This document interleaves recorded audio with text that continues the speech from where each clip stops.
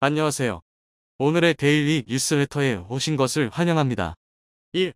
다가오는 금융위기. 2. 위대한 사령관. 3. 대한민국연맹이 탄생하다. 한번 진실을 알아봅시다. 최근 한국을 중심으로 각국이 연합을 만들고 있다는 소식이 들려왔습니다. 대한연방이라는 이름하에 여러 국가가 경제 협력을 하기로 한 것인데요. 아르헨티나와 나이지리아는 물론이고 중동의 UAE와 태평양 도서, 국가 팔라우, 그리고 헝가리까지 아우르는 다국적 단체가 한국을 중심으로 만들어질 예정입니다. 매섭게 찾아온 경제 위기를 극복하기 위해 선진국인 한국을 중심으로 뭉쳐야 한다는 각 국가의 의지가 반영된 결과라고 하는데요. 대체 대한연방이 어떻게 생겨나게 되었으며 어떤 논의가 벌어지고 있는지에 대해 지금부터 자세하게 설명해 드리겠습니다. 전례 없는 경제 위기가 세계 각국에 퍼지고 있습니다. 점점 예측하는 것이 불가능할 정도로 극심한 기후변화, 우크라이나 러시아 전쟁으로 촉발된 원자재 파동은 물론이고 코로나로 인해 위축된 경제 위기가 결합되면서 퍼펙트 스톰을 일으킨 것이죠. 세계 최강 미국도 이 위험에서 운전하지 못합니다. 최근 미국 연방준비제도는 미국 주택담보업체가 연쇄 도산할 위험이 높다는 분석을 내놓았죠. 지난 6월 미국 최대 주택담보업체인 퍼스트 개런티가 법원에 파산 신청을 하면서 조짐이 보였습니다. 연준이 금리를 인상하면서 대출 규모가 확 줄어들자 주택담보업체들의 자금줄이 말랐기 때문이죠.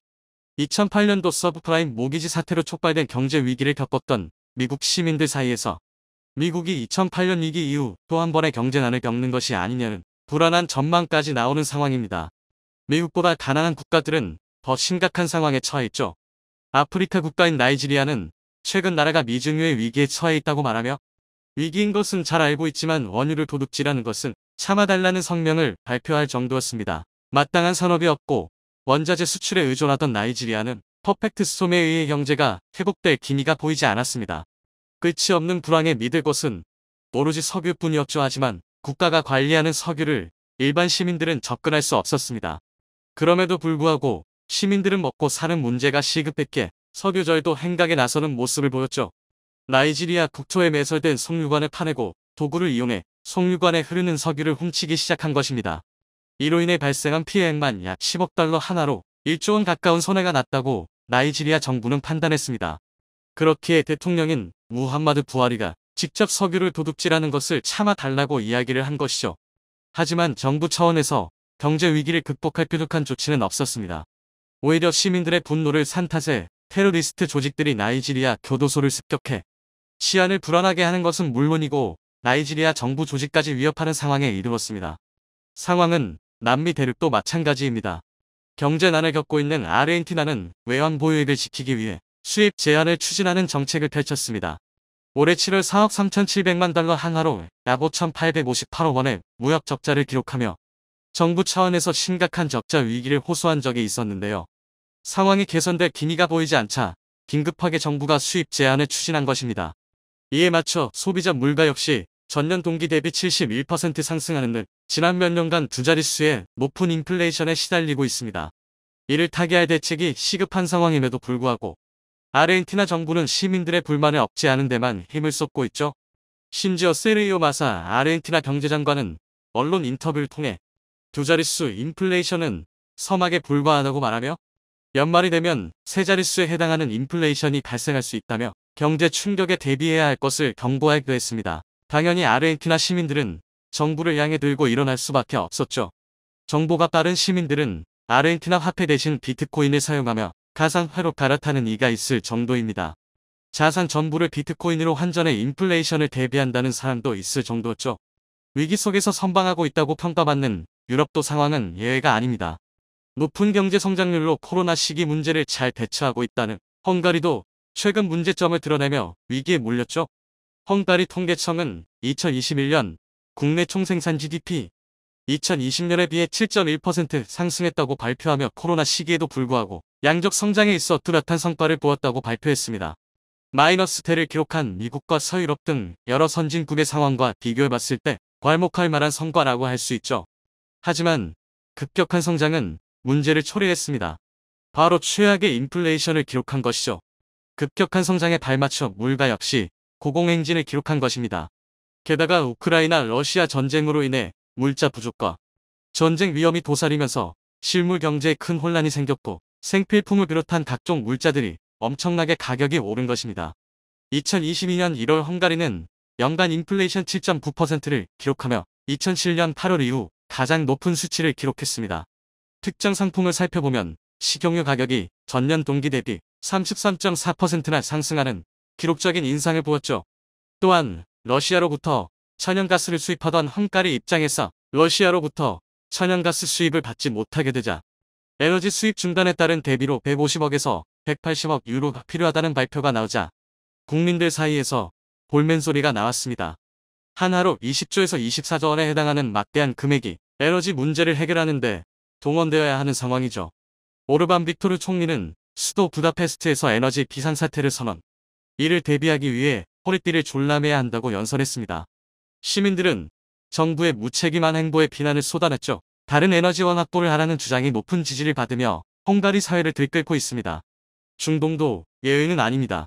상대적으로 원유를 확보했기에 고공행진하는 육아를 바탕으로 큰 돈을 벌 수 있을 것이라 예측했던 것과 다르게 UAE의 경우 경제 위기에 직면하게 됐습니다. 무리하게 친환경 에너지 사업을 추진한 것과 더불어 이란의 핵 무장에 대비하기 위해 한국 방산 무기를 구매한 것도 UAE 입장에선 비용 부담이 된 것이죠. 실제로 한국과 아랍에미리트 연합 UAE 간 토마스 와프 계약이 5년 연장된 것에서 이를 잘 알 수 있죠. 약 54억 달러 수준으로 UAE와 한국은 기존과 동일한 계약을 체결했는데요. 비상 상황에 대비하기 위한 통화 교환을 그대로 유지한 것은 UAE의 화폐인 디르함이 불안해질 수 있다는 공포 때문입니다. 연쇄적으로 벌어지는 경제 위기 속 위기를 타개할 방법이 각 국가는 필요한 가운데 나이지리아를 중심으로 놀라운 주장이 등장한 것인데요. 바로 한국을 중심으로 대한연방을 만들어 힘을 합치자는 주장입니다. 나이지리아를 포함해 한국과 인연이 깊은 국가들을 중심으로 경제연합을 구축, 한국을 동맹의 리더로 삼아 이 위기를 극복하겠다는 것이죠. 헝가리와 UAE, 아르헨티나도 대한연방의 소속 국가가 되어 닥쳐오는 위기를 피하자는 주장입니다. 과거 영국의 지배 아래에 놓였던 국가들은 독립된 이후에도 스스로 영국을 리더로 삼아 영연방을 설립해 대규모 연합체를 구성하는 모습을 보였습니다.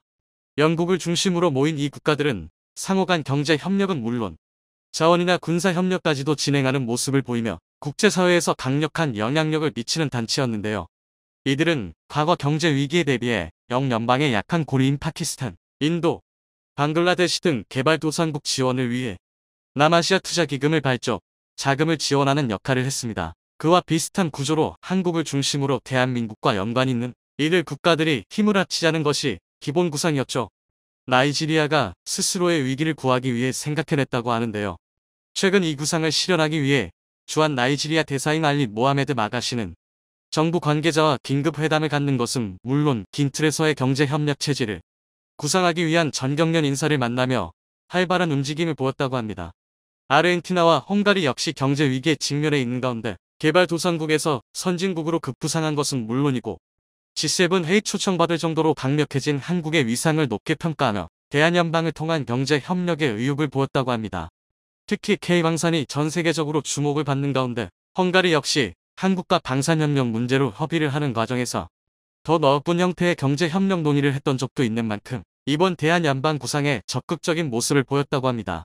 한국의 일원이 되고 싶은 팔라우 역시 이번 대한연방 구상이 등장하자 바로 참가하겠다고 선언하면서 한국의 리더십에 의존하겠다고 말하는 한국의 외교적 파워가 국제사회에서 큰 영향을 발휘하고 있습니다. 아랍에미리트 UAE 역시 최근 한국 기업 유치를 위해 국가 차원에서 엄청난 인센티브를 약속하는 한편 외국인 기업 투자 지분율을 100%까지 허용하는 타격 정책을 제시, 자국 경제 부흥을 위해 한국을 적극 끌어들이려고 하고 있기에 이번 대한연방의 합류에 긍정적인 의사를 보였죠. 타니핀 아흐메드 알제우디 UAE 대외무역국무장관은 40년간 지속해서 발전해온 한국과 UAE 사이의 관계를 조명하며 협력 플랫폼의 필요성을 강조했던 적이 있기에 한국 주도의 대한연방이 더 큰 단체로 발전할 수 있다는 메시지를 남겼죠. 미국과 중국을 중심으로 각국이 이합집산을 펼치는 가운데 한국 역시 한국 주도의 국제연합을 창설하며 미증유의 경제 위기를 해온 국들과 협력해 극복하려는 움직임을 보였는데요. 5개 국가의 외무장관이 한국을 찾는다는 소식도 들려오며 결성 움직임이 빨라지는 상황. 대한연방이 더 큰 규모로 확장되길 바라며 나중에는 전 세계 유수의 국가들이 회원국으로 활동할 수 있기를 기원하며 한국이 리더 국가로서 국제사회에서 강력한 발언권을 행사하길 기원해 보겠습니다. 한국이 사막을 변화시키자 몽골 대통령이 놀라운 결단을 해 일본 전체가 발칵 뒤집혔습니다. 지구 반대편에서 하는 나비의 날갯짓이 태풍을 만들어 내는 나비효과 같은 일이 벌어진 것인데, 이는 수원시와 시민들이 한 그루씩 10년 동안 꾸준히 몽골에 나무를 심어 만든 수원 시민의 숲의 이야기입니다. 해당 프로젝트로 인해 동북아시아가 사막으로 변하는 상황을 막고 심어진 나무는 주민의 삶의 보탬이 되고 있습니다. 더구나 나무를 심은 몽골인들의 인식도 변했다고 아사히 신문은 보도했습니다. 지난 12월 25, 29일 수원 시민으로 꾸린 봉사단과 수원시 공직자 등 17명이 4박 5일 일정으로 몽골 투브아이막 에르덴숨 지역을 방문했습니다. 방문단에는 한국나무병원협회와 수원시도시 수면파트에 소속된 나무와 숲, 생태 전문가들이 참여했습니다. 이들이 몽골을 찾은 까닭은 수원시와 시민들이 10여 년간 장기 프로젝트로 만든 수원 시민의 숲의 상태를 눈으로 보기 위해서입니다. 몽골 수도인 울란바토르에서 동쪽으로 40km 떨어진 곳에 위치한 몽골 수원 시민의 숲은 수원시와 시민들이 나무를 심고 가꾼 곳입니다. 10년간 공공과 민간의 노력이 한 군데 모인 대장정의 결과물인 것입니다. 우리나라 숲처럼 산속에 아름드리 나무가 빽빽하게 우거지진 않았지만 100헥타르에 이르는 너른 평지에 키 작은 나무와 풀들이 뒤덮인 풀밭입니다. 풀과 나무로 푸르게 덮인 현재의 모습과 달리 10년 전 이곳은 많은 지역이 사막으로 변해 심각하게 그지없었습니다. 기후변화로 빠르게 풀밭이 파괴돼 유목 생활을 하던 주민들이 환경난민으로 떠돌기도 했습니다. 이에 수원시는 사막으로 변하는 상황을 막고 국제기구의 환경대응에 발맞추고자 이곳에 10년간 모두 10만 4천여 그루의 나무를 심었습니다. 이번에 현지 조사를 벌인 결과 수원 시민의 숲에 심은 나무는 현재 5만 4천여 그루가 살았다고 파악됐습니다. 2020년 생존율을 거의 그대로 유지하는 셈인데, 이는 나무 가꾸기를 하는 지역이 안정돼 자리를 잡았음을 뜻합니다. 더욱이 비타민 나무는 스스로 번식해 나무를 심을 때보다 많게는 20%가량 늘었음을 확인했습니다. 적은 수이기는 하지만 포플러의 경우 자연 상태에서 싹이 튼 어린 나무가 발견되기도 했습니다. 한국나무병원협회 전문가가 진행한 땅 조사 결과도 괜찮은 편이었는데, 숲 가꾸기를 하는 지역에 땅이 바깥 땅의 견저 습도가 높고 산토페아 역시 외부에 비해 평균치가 낮았습니다. 나무 가꾸기 사업 덕분에 오랜 기간 가축의 출입이 차단되고 나무와 풀이 활발하게 자라면서 땅 상태가 좋아진 것입니다. 한국나무병원협회는 나무 가꾸기 사업을 하는 지역의 땅 상태는 처음보다 훨씬 좋아졌으며, 유기물층의 발달이 시작돼 토양 미생물 활력이 강해져 땅의 화학성과 물리성이 점차 나아진다고 판단된다고 분석했습니다. 사막이 푸른 풀밭으로의 변화를 가져온 몽골, 수원 시민의 숲이 태어난 시기 2010년으로 거슬러 올라갑니다. 황사와 미세먼지로 지구가 더워지는 환경 문제에 대한 관심이 높아지던 시기였습니다. 그때 환경 수도를 꿈꾸던 수원시는 몽골이 사막으로 변하는 현상이 곧 수원의 문제라고 여기고 민간 협력 사업을 구상했습니다. 몽골 수원 시민의 숲 조성의 밑그림을 그리려고 현지를 직접 찾아 환경 조사도 진행했습니다. 이렇게 해마다 10헥타르씩 10년간 모두 100할의 나무를 심겠다는 목표를 세웠습니다. 이듬해인 2011년부터는 나무 가꾸기 사업이 본격 시작됐습니다. 사업을 이끌 휴먼몽골 사업단이 3월 창립됐고, 수원시민 한 그루 나무 심기 운동으로 시민들의 참여를 끌어냈습니다. 몽골 현지에서는 건조한 모래땅에 나무를 심으려고 튼튼한 기반시설을 구축하는 작업이 진행됐습니다. 국제환경 문제에 대응하는 국제 NGO 푸른 아시아와 함께였는데, 염소와 말 같은 가축의 피해를 막으려고 울타리 작업도 함께했습니다. 역사에 남을 만한 첫 나무 심기 행사는 2011년 5월 26일에 진행됐습니다. 현지를 방문한 사업단과 수원 지역 대학생 봉사자 등 42명이 구덩이를 파고 방풍림으로 쓰일 비술나무와 포플러, 버드나무 등을 심었습니다. 주민 소득의 보탬이 되도록 열매가 열리는 나무도 같이 심었고, 9월에는 현지 실태조사단을 보내 나무의 생존율을 조사했습니다. 2012년에도 1만여 그루의 나무를 심으며 관계시설과 전기설비 등 기반시설을 다진 수원시는 2013, 2016년 4년간 해마다 5월이면 규모가 아주 큰 나무 심기 행사를 열어 2만여 그루 이상의 나무를 심어 2016년 10만 그루 나무 심기 목표를 일찍 넘어섰습니다. 목표를 달성한 2017년부터는 수원 시민의 숲에 지속 가능하도록 하는데 초점을 맞췄습니다. 나무 생존율을 높이려고 자동 관수 시설을 들이고 노목장과 퇴비장도 설치해 조림지를 유지관리하기 위한 방법을 찾았습니다. 그리고 지역 주민의 삶에 도움이 되도록 활용하는 방법도 찾았습니다. 몽골 국영방송 등 현지 매체에 따르면 수원시와 시민들은 몽골에 단순하게 풀밭만 만들지 않았습니다. 미래 세대를 위한 환경에 대한 관심과 노력은 물론 해당 지역 주민들을 위한 희망의 뿌리를 내리는 계기를 만든 것입니다. 100하 규모의 수원 시민의 숲은 500만 미터의 땅이 사막으로 변하는 상황을 막는 직접 효과가 있습니다. 그 외에도 다른 숲 가꾸기 사업의 생기를 불어넣고 성공률을 높이는 데 엄청난 도움을 줬다는 평가도 받고 있습니다. 지방자치단체인 수원시가 오랜 기간 사업을 진행하면서 단연간의 경험이 차곡차곡 쌓인 덕분에 기술력은 높이고 시행착오는 낮춰 몽골이 사막으로 바뀌는 이를 막는 사업이 자리 잡는 데 도움이 됐다는 뜻입니다. 몽골 정부 주도로 2030년까지 10억 그루 나무 심기 정책이 추진되는 가운데 수원 시민의 숲이 의수 사례로 꼽혔습니다. 주민들의 삶에도 변화가 생겼는데 비타민 나무로 알려진 차차레난과 우흐린누드 등 열매로 소득을 올릴 만한 나무들이 7만 7천여 그루에 이르러 주민들은 이를 활용해 수익을 거두기 때문입니다. 수원 시민의 숲을 관리하는 현재 인력을 고용하고 양묘장을 운영해 어린 나무를 팔아 돈이 되는 원천을 여러 가지로 만들었습니다. 수원 시민의 숲을 관리하려고 조성한 하늘 마을에 사는 한 주민은 잘 자란 나무가 사막으로 변하는 상황을 막아주고 있다며 이는 사막의 제2의 한국이 세워진 것과 다름이 없다고 감사의 마음을 전했습니다. 수원 시민들에게도 환경과 지속 가능한 미래를 고민하고 노력하는 계기가 됐다는 평가를 받는데 그동안 숲 가꾸기 사업에 참여했던 대학생 봉사단과 시민들은 그동안 사막으로 변해가는 몽골 이야기를 흘려듣곤 했는데 몽골에서 나무를 심으며 마음속에 환경에 대한 관심도 함께 심었다고 힘을 모았습니다. 이 같은 성과로 인해 수원시와 몽골의 협력관계도 눈길을 끌고 있습니다. 지난 9월 5, 7일 한국을 찾은 강투무르 룸덴도르찌 몽골 환경부 차관은 이재준 수원시장을 찾아 수원 시민의 숲에 대한 감사의 마음을 전하고 앞으로도 수원시가 몽골의 비결을 알려주고 계속 교류 협력을 하자고 청했습니다. 아사히 신문은 이는 몽골과 수원에 국한된 협력관계가 아니다라며 한국 정부와 몽골 정부가 민주주의와 인권 등 가치 연대를 높이는 한편 공급망을 포함한 경제안보에서도 협력을 강화하기로 했다는 소식을 전했습니다. 대표적으로 희소금속 협력센터를 설립하기로 한 것인데 중국의 자원 무기화 우려가 팽배한 상황에서 반도체 제조에 필수적인 히토류의 매장량이 풍부한 몽골과의 공급망 협력은 적지 않은 도움이 될 것으로 보입니다. 박진 외교부 장관은 몽골 외교부 청사에서 바트 뭉크 바트체첸 몽골 외교부 장관과 회담을 한 뒤 공동 기자회견을 열고 세계 10위권의 자원부국인 몽골은 한국의 공급망 안정에 기여할 수 있는 핵심 파트너국이라며 희소금속 협력센터의 설립을 조속히 추진하기로 했다고 밝혔습니다. 박 장관은 첨단 반도체 디스플레이를 위한 히토류와 배터리용 희소금속 같은 몽골의 풍부한 광물과 자원이 한국의 인프라 기술과 결합해 상승 효과를 낼 수 있도록 협력 방안을 적극 추진하겠다고 강조했습니다. 바트체책 장관도 몽골의 자원과 한국의 노하우, 선진 기술을 결합하는 방향에서 논의했다고 말했습니다. 가치 연대 강화도 이번 회담의 핵심 의제였는데 박 장관은 한국과 몽골은 영내 자유평화 번영을 위해 함께 연대하며 협력해 나갈 것이라고 밝혔습니다.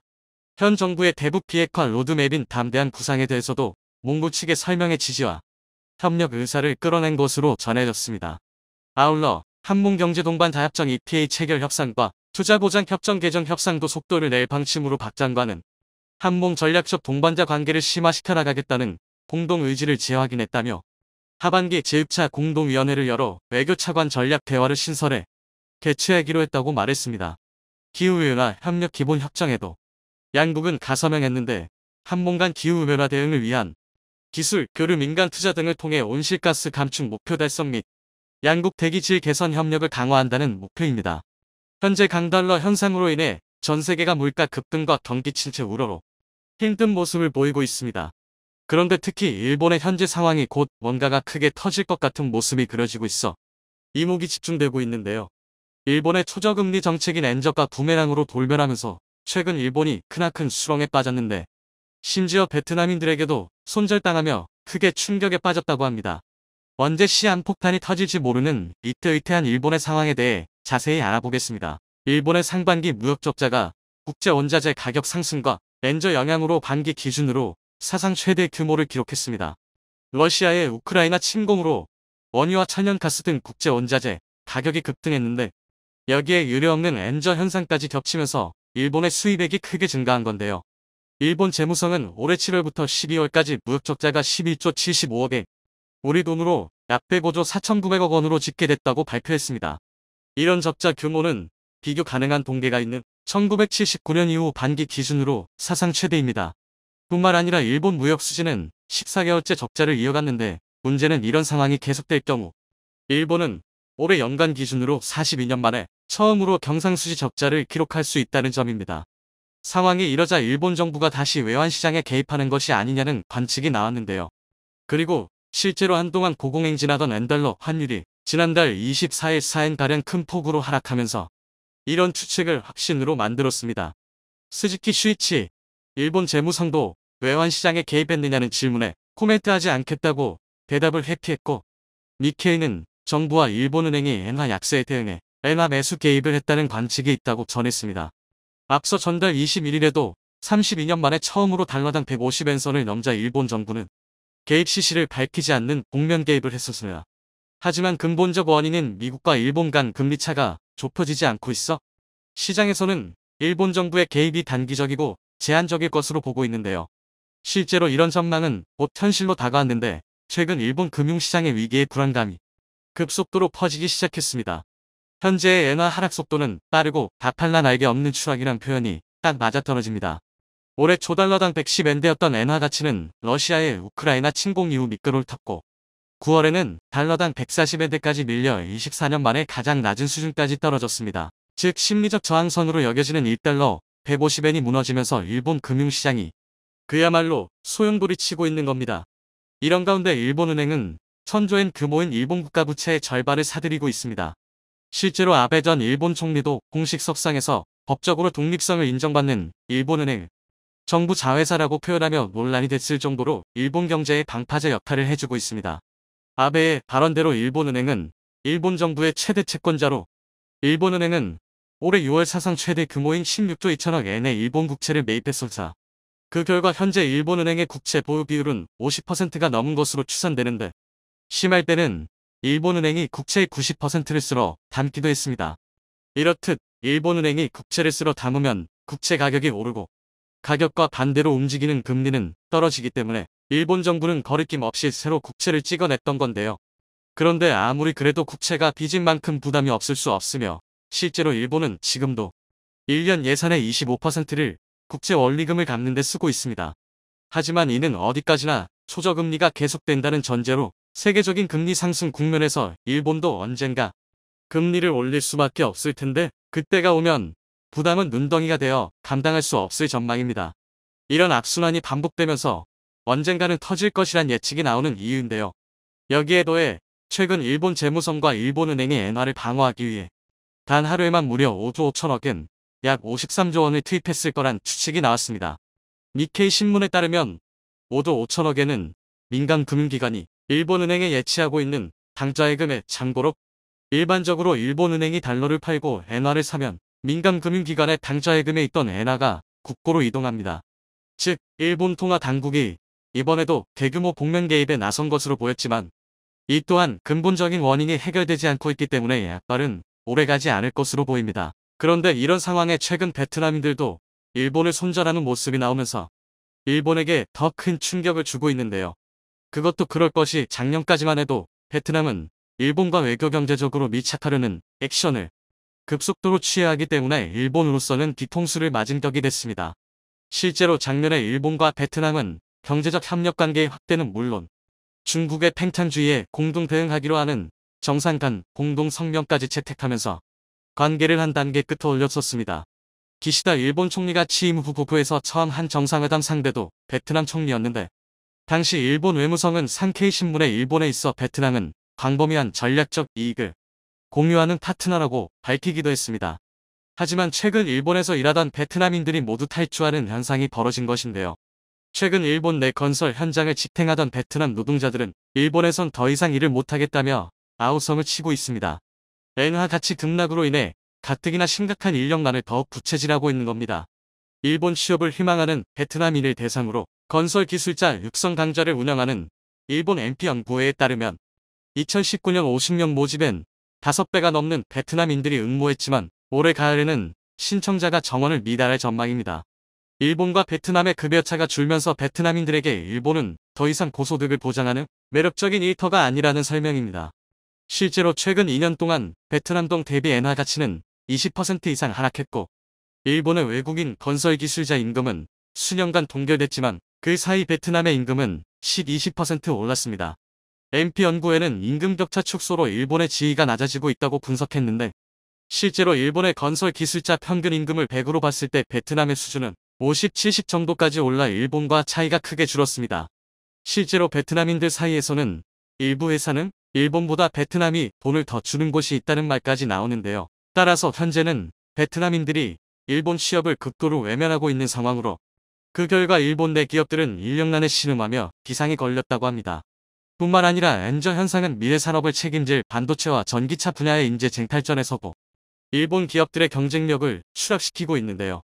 연봉이 태국과 비슷한 수준까지 떨어진 데다 기록적인 엔저까지 겹치면서 전문 인재들의 외면을 받고 있는 겁니다. 니케이에 따르면 올 들어 일본 기업들이 반도체와 전기차 관련 인재를 미국과 대만 등 경쟁 기업에 뺏기고 있는 상황입니다.